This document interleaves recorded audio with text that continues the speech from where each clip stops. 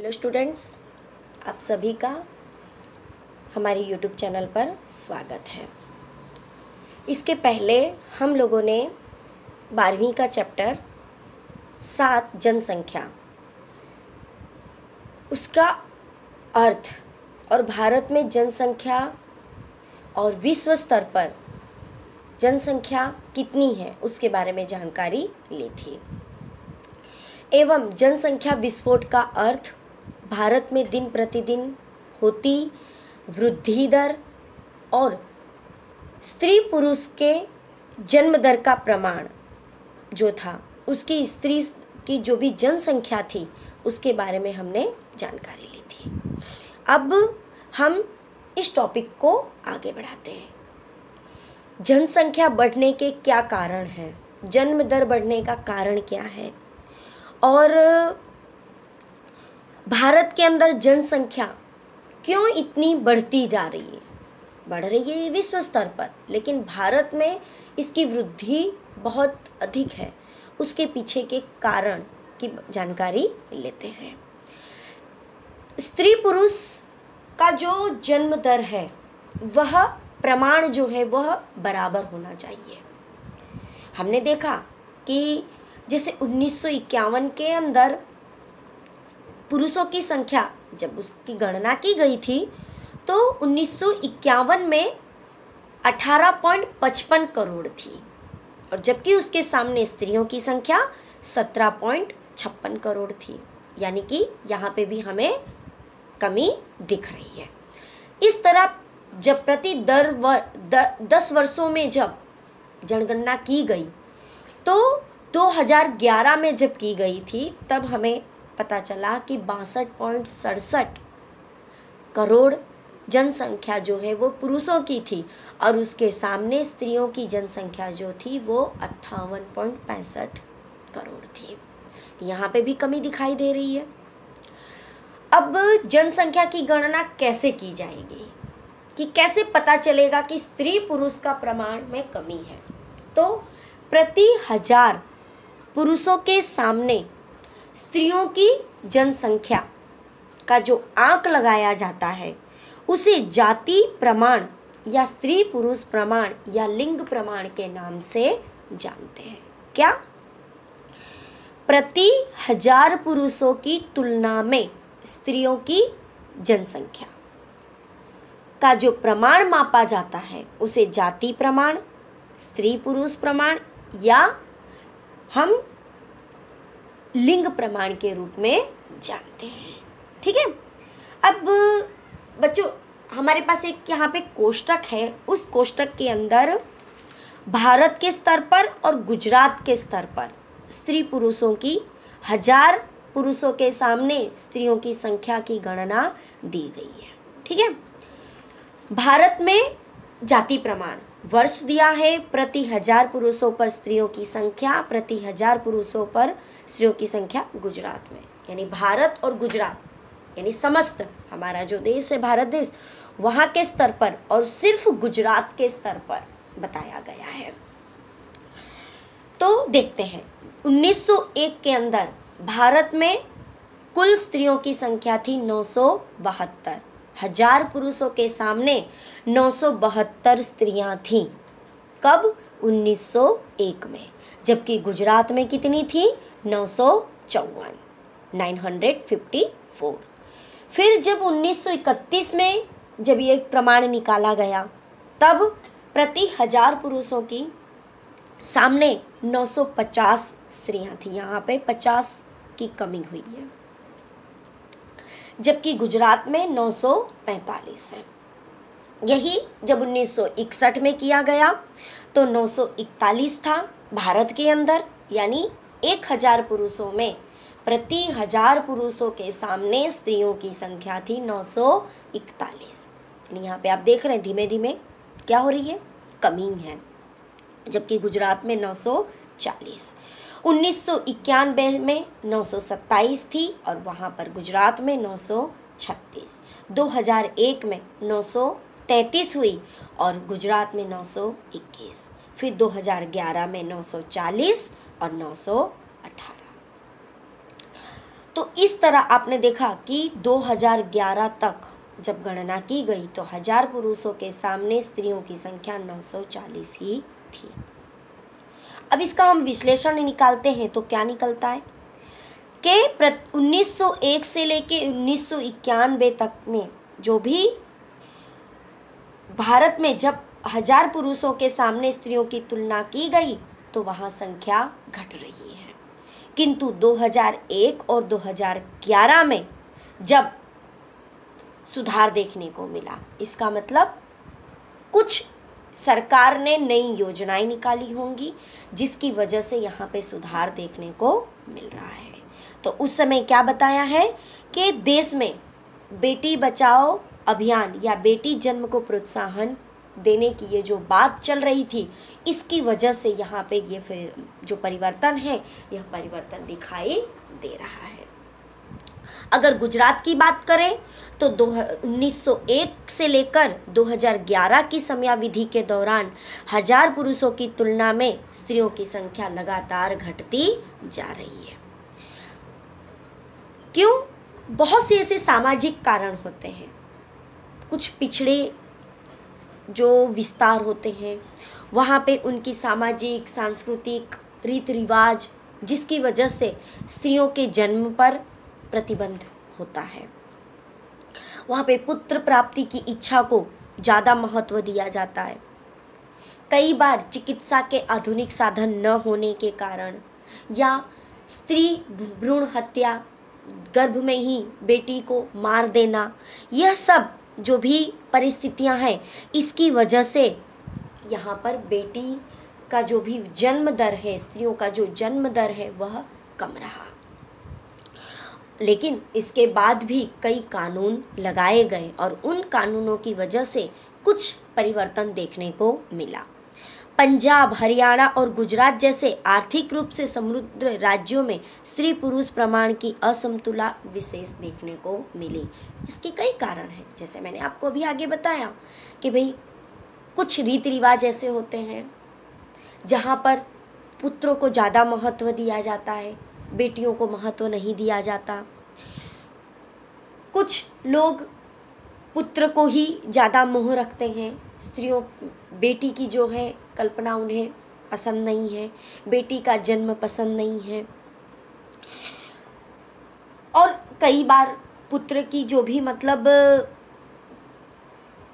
इच्छाएं, पुत्र प्राप्ति की इच्छाएं इतनी तीव्र हो जाती है कि जिसकी वजह से वह लोग बेटी को जो भ्रूण में ही यानी गर्भ में ही उसे मारने की प्रवृत्तियां करते हैं। उम्र समूह के संदर्भ में भारत की जनसंख्या देखते हैं। अब भारत की जनसंख्या में उम्र समूह के अनुसार बंटवारा अर्थात देश की जनसंख्या का विभिन्न आयु समूह में विभाजन, जैसे कि 0 से 14 वर्ष तक यानी जन्म से 14 वर्ष की उम्र वाले व्यक्तियों का कुल जनसंख्या में प्रमाण उप समूह उम्र समूह विभाजन के द्वारा सक्रिय और निष्क्रिय जनसंख्या की जानकारी प्राप्त होती है। यानी कि जन्म से लेकर 14 वर्ष तक के जो भी बच्चे हैं, व्यक्तियों की जनसंख्या का जो प्रमाण है वह उम्र के समूह में किया जाता है। आइए एक कोष्टक से समझते हैं। उम्र समूह दिया है 2005 में, 2010 में, 2011 में और 2014 में। 2014 का जो है वो अनुमानित अंदाजित है। 14 वर्ष तक के 2005 में जो जनसंख्या थी वह 32.78 थी, जबकि 2000 में यह 30.89 यानी ये घट गई और 2011 में 30.5 हुई यानी कि ये घटती गई। फिर 2014 में 29.21 रही यानी कि इसमें गिरावट देखने को मिली। 15 से 64 वर्ष की उम्र के जो हैं व्यक्तियों की संख्या 2005 में 62.44 थी, जबकि 2010 में 63.99 थी और 2011 में 64.3 थी और यह 2014 में जब इसकी गणना हुई तो 65.30 थी। यानी 15 से 64 वर्ष की जो भी गणना की गई तो इसमें यह समूह में व्यक्ति ज़्यादा पाए गए। मीन्स 15 से 64 वर्ष की उम्र तक में ये कहा जा सकता है कि यहाँ पे मृत्यु दर जो है वह कम रहा है। 65 से अधिक वर्ष का अगर देखने जाएं तो 2005 में 4.78 था और 2010 में यह 5.12 हुआ। यानी कि यह धीरे धीरे 65 से अधिक वर्ष की उम्र के व्यक्ति की मृत्यु दर कम हो रही है। जन्म दर तो जो था ही, लेकिन मृत्यु दर जो है वह कम हो रही है। इसकी वजह से यहाँ पे जनसंख्या बढ़ती जा रही है। अब इसे अगर हम आलेख के रूप में दर्शाना चाहें तो कैसे दर्शाएंगे? अब हमारे पास 3 लेवल का है, 0 से 14 यानी कि जन्म से लेके 14 वर्ष तक की उम्र के व्यक्ति हैं, 15 से 64 वर्ष तक की उम्र के व्यक्ति हैं और 65 से बढ़कर। तो हम इसे स्तंभ आलेख के रूप में दर्शा सकते हैं। तो किसी एक के लिए आपको एक प्रकार की आकृति का निर्माण करना होगा। जैसे यहाँ पे हमने लिया कि भाई हमें 0 से 14 यानी जन्म से 14 वर्ष तक की आयु वाले के लिए हम यह कोष्टक बनाएंगे। फिर 15 से 64 वर्ष के लिए हम ब्लैंक रखेंगे और 65 से अधिक वर्ष की उम्र वाले व्यक्तियों के लिए हम ब्लैक कर देंगे, यानी काला बना देंगे, रंग भर देंगे उसके अंदर। तो यहाँ पे हमने इस तरफ यानी कि ये y अक्ष है और यह x अक्ष है। x अक्ष पे हम यह वर्ष डाल देंगे और y अक्ष पर हम उम्र डाल देंगे, जो भी मतलब उसकी क्वांटिटी जो भी है, मतलब जितने व्यक्ति हैं, जनसंख्या है, वह डाल देंगे। तो 0, 10, 20, 30, 40, 50, 60, 70 यह जनसंख्या जो है यह प्रतिशत में यहाँ दर्शाई गई है। अब हमने देखा 2005 के अंदर तो 0 से 14 की उम्र के व्यक्ति 32.78 थे, तो उसको हमने 32 और 40 के बीच यानी 32.78 लगा दिया। फिर 15 से 64 वर्ष के 62.44 थे, तो उसका हमने 60 और 70 के बीच में अंदाजित ले लिया। अगर आपके पास आलेख है तो आलेख में आप पूरी तरह से परफेक्टली आप बना सकते हैं।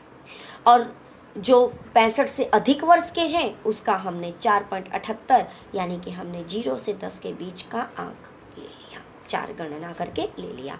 तो इस तरह आप 3 आलेख को, 3 विगतों को एक साथ एक आलेख पर आप दर्शा सकते हैं स्तंभ आलेख की मदद से।